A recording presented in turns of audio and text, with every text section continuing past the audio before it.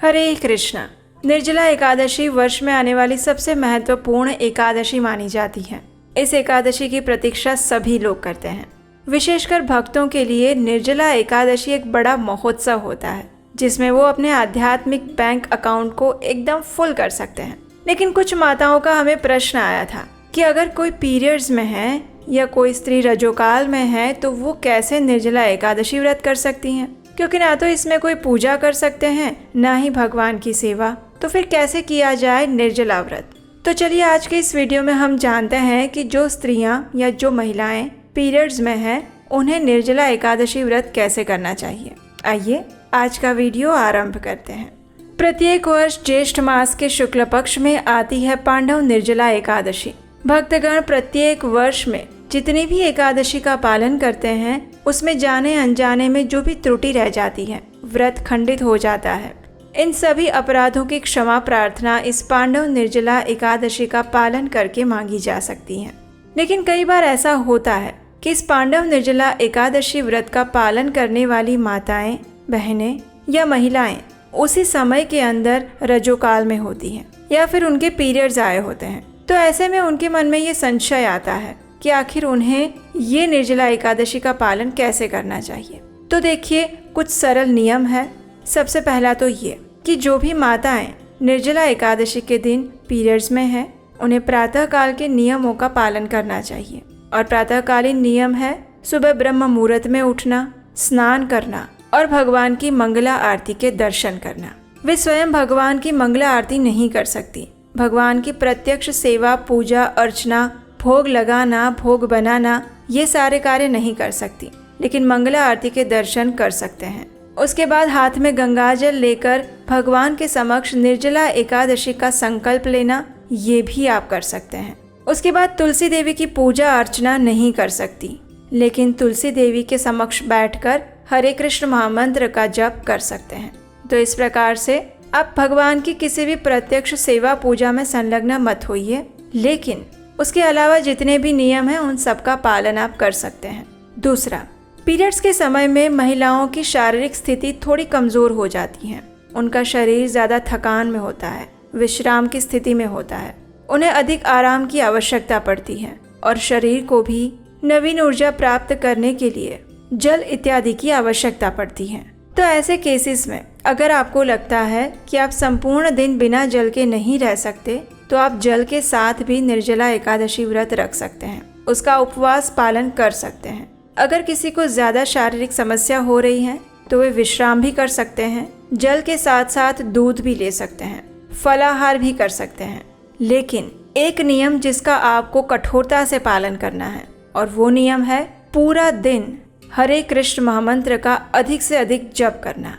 यानी हरे कृष्ण कृष्ण कृष्ण हरे हरे, हरे राम राम राम हरे हरे। ये महामंत्र आपके मुंह में सुबह से लेकर शाम तक, रात तक और अगले दिन सुबह तक कांस्टेंट चलना चाहिए। और ऐसा कैसे हो सकता है? तो इसके लिए बहुत सरल उपाय है। आपके घर में माला है जिस पर आप जप करते हैं, वो माला लीजिए। उस माला में 108 मनके होंगे। हर एक मनके के ऊपर एक महामंत्र बोलिए और ऐसे करते करते संपूर्ण दिन में हरे कृष्ण महामंत्र की अधिक से अधिक माला का जप कीजिए। चाहे वो 16 माला है, 32 माला है, 25 माला है या 64 माला है या फिर 128 माला का जप। आपकी जितनी क्षमता है उतना अधिक से अधिक हरे कृष्ण महामंत्र का जप कीजिए। इसमें कोई विकल्प आपके लिए नहीं है। इस दिन आप भागवतम कथा सुन सकते हैं, पढ़ भी सकते हैं, भगवत गीता का पाठ भी कर सकते हैं, विष्णु सहस्त्र नाम भी पढ़ सकते हैं, श्रीमद् भागवतम का भी अध्ययन कर सकते हैं, भगवान श्री कृष्ण की लीलाओं को सुन सकते हैं, दूसरों को सुना सकते हैं। ये सारे कार्य आप कर सकते हैं। बस भगवान की कोई प्रत्यक्ष सेवा पूजा आपको नहीं करनी है।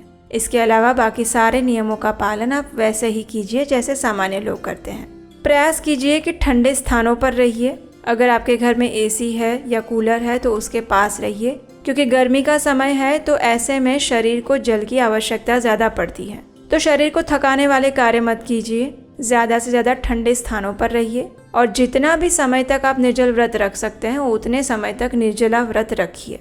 और कम से कम दोपहर 12 बजे तक तो बिल्कुल ही पानी के बिना रहिए। भगवान को भी तो देखने दीजिए कि ऐसी अवस्था में भी आप उनके लिए ये प्रयास कर रहे हैं। तो थोड़ा सा अपने आप को स्ट्रेच करना बनता है और इससे ज़्यादा कोई नुकसान नहीं होगा।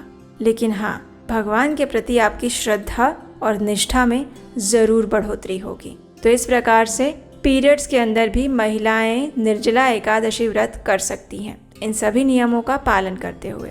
और अगले दिन पारण कैसे करेंगे? तो देखिए, पारण के समय आपको जो दान देना है या भगवान की सेवा पूजा करनी है वो भले ही आप ना कर सकें, लेकिन आप दान दे सकते हैं। हाथ में गंगाजल लेकर पारण मंत्र का उच्चारण कर सकते हैं, भगवान को प्रार्थना कर सकते हैं। अगर आप प्रत्यक्ष रूप से दान नहीं देना चाहते हैं तो आप घर परिवार में किसी और के माध्यम से दान दिलवाइए और इस तरह से आप अपने व्रत का पारण कीजिए। चलिए अब बात करते हैं एक गुड न्यूज़ की। आखिर 3 साल बाद फिर एक बार हम आपके लिए वही विशेष आत्मसात कोर्स लेकर आ रहे हैं। हमारी लाइफ की प्रैक्टिकल प्रॉब्लम्स का रियलिस्टिक सॉल्यूशंस भगवत गीता से कैसे मिल सकता है, यही चीज़ हम सीखेंगे 18 सत्रीय इस आत्मसात कोर्स के अंदर।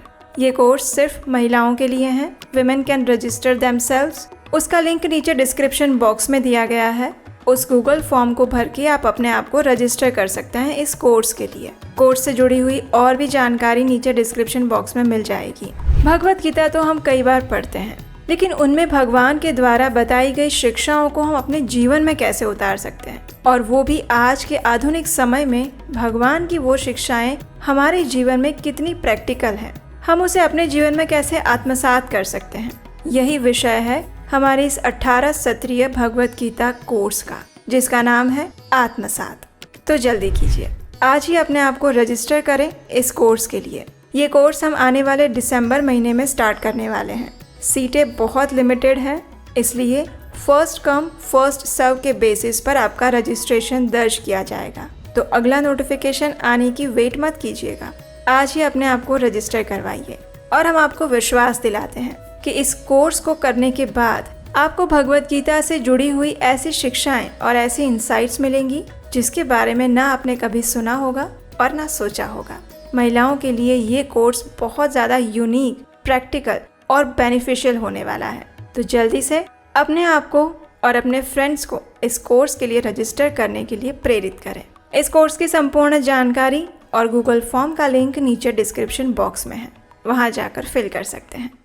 हमें आशा है कि ये वाली वीडियो आपके लिए उपयोगी साबित हुई होगी और आपको बहुत सारी जानकारी मिली होगी।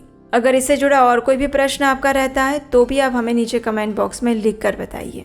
और ऐसी महत्वपूर्ण जानकारी वाले वीडियो को अभी आपके सभी मित्र और महिलाओं को शेयर कर दीजिए जो निर्जला एकादशी करना तो चाहती हैं, लेकिन इस बात से डर भी रही हैं कि करें या ना करें। उन्हें भी इस निर्जला एकादशी व्रत रखने के लिए प्रोत्साहित कीजिए और हम सब भी आने वाली निर्जला एकादशी का पालन करने के लिए तैयार हो जाते हैं। हरे कृष्ण।